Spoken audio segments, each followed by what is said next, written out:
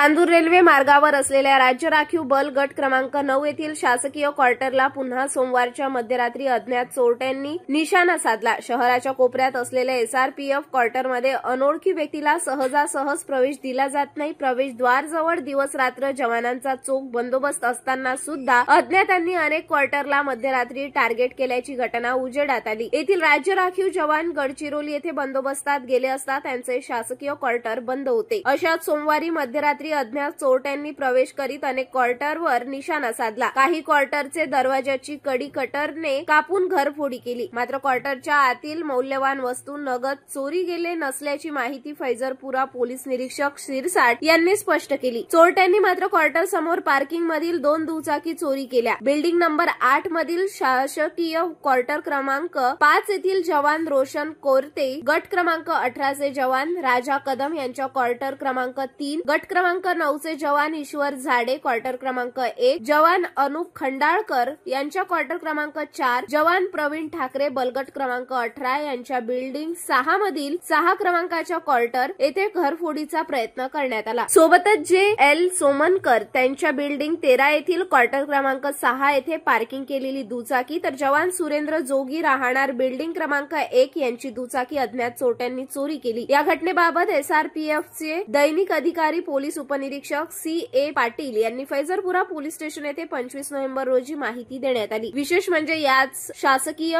वसाहतीतील अनेक क्वार्टरमध्ये काही महिन्याआधी चोरीची घटना घडली होती। आता पुन्हा सोमवारच्या मध्यरात्री याच ठिकाणी घरफोडीची घटना घडल्याने पोलिसांचे शासकीय निवासस्थाने सुद्धा आता सुरक्षित नाही हे यावरून स्पष्ट होत आहे।